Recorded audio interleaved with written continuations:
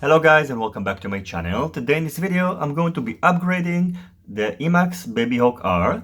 Although it does fly pretty well out of the box, I think there are some issues that needs to be addressed, and in this video I'm going to try to improve this already pretty good quadcopter. So what I'm going to do in this video, first of all I'm going to change the Emax receiver to the Frsky R XSR receiver. Second of all, Emax recently announced that there is a problem that the ESC is too close to the bottom plate, which, as you may know, carbon is conductive and it can lead to some shortouts, and especially when over tightening these screws you might have an issue. So what I'm going to do, I'm going to add some O-rings to make sure it's not going to be too close. Maybe I'm also going to put something on the bottom to isolate the ESC board. In addition, I'm going to replace the camera with the Predator micro FPV camera. It's not crucial, but this camera is better than the Foxeer Micro Aero V2, which is included. I'm going to add a DVR recording board. If you're wondering, there are two models. This one costs about $12 and this one costs $17. Because I thought this is lighter and has better specs than this one, I went ahead and bought the two, but I was kind of wrong and these boards are identical. The only difference is that this comes with a plastic case and this one doesn't, and it's surprising that this one costs more than the one which is identical with a plastic case. So if you want to add a DVR board, go for the cheaper one, and this is the one I'm going to be using in this build. After disassembling the case, you are going to end up with the same board as this one. Finally, I'm going to replace this sticky pad on the bottom with this 3M Dual Lock because it's going to provide a better grip for the battery. So first, of course, start by removing the propellers.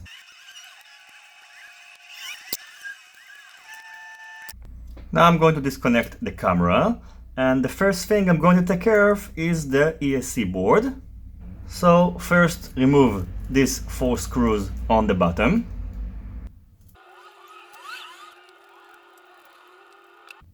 Then carefully insert one rubber O-ring on each screw. Using some tweezers might be helpful. Then after placing the O-rings on one side, I recommend to tighten these screws and then just move to the other side. So now this side is done. And now the other side is done as well. I thought about adding some insulation between the bottom plate and the board, but I think this spacing is more than enough. And now this ESC board shouldn't be at risk of getting burnt out. The next thing I'm going to do is to replace this Emax receiver. It's pretty easy to do. All you have to do is just solder the ground, the plus 5 volts and the S-Buds wire to these pads over here, and probably I'm going to save this receiver and use it with another build, maybe one that will be intended to be flown within a shorter range.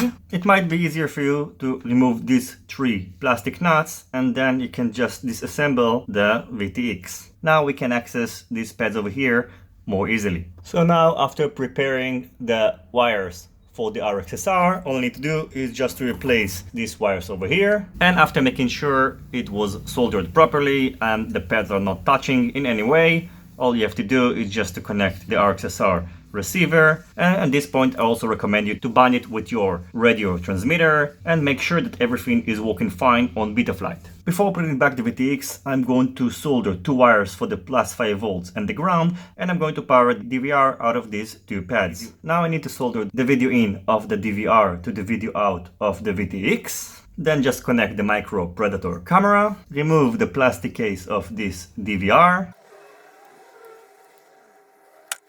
And just to make sure that everything is working, I'm going to connect it, place an SD card inside, and I'm going to try to record the video to make sure that everything is working. It takes about 10 seconds for the system to start up, and then you can just simply press this button over here.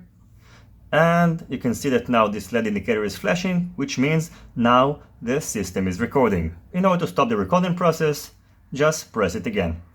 So after confirming that everything is working, the next thing I'm going to do is to wrap things up, then to put the dual lock on the bottom, take it for a test flight, and in the end of this video, I'm going to give you my conclusion. I hope you will enjoy the rest of this video.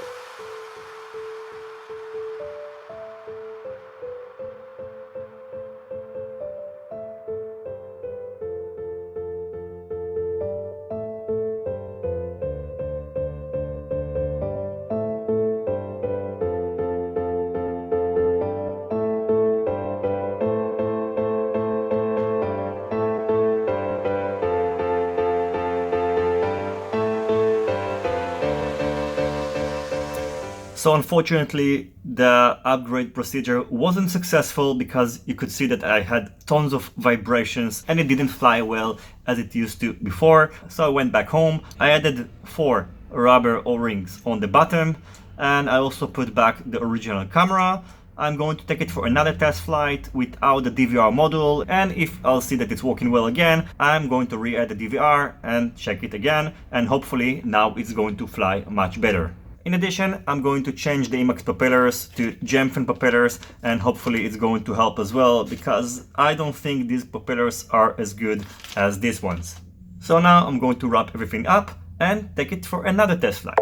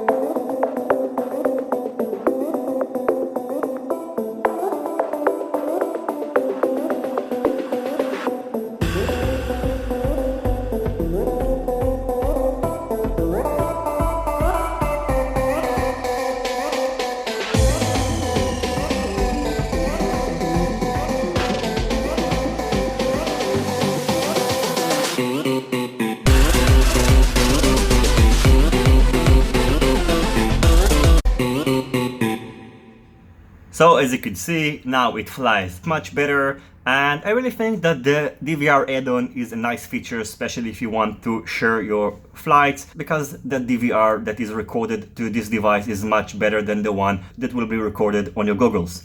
In addition, I think that these propellers are better than the original ones that comes with this quadcopter, and if you have this quadcopter, you should definitely order those. They are more durable, and I think they will also provide a little bit of more flight time. Finally, don't forget to add these O-rings both on the bottom and also directly beneath the ESC, because it's going to extend the lifespan of this quadcopter, because if it's going to be too close, you're going to have a short circuit and you might risk burning this ESC board.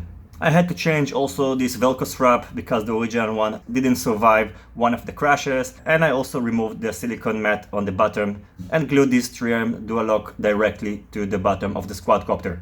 The RSSI that was displayed on the OSD wasn't right, of course, because it didn't use the correct auxiliary settings, but I didn't experience any issues with the range, and I was pretty much limited only by the VTX.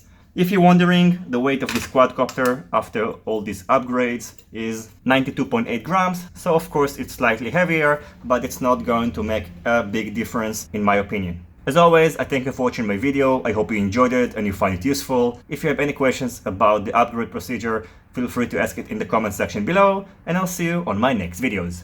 Goodbye.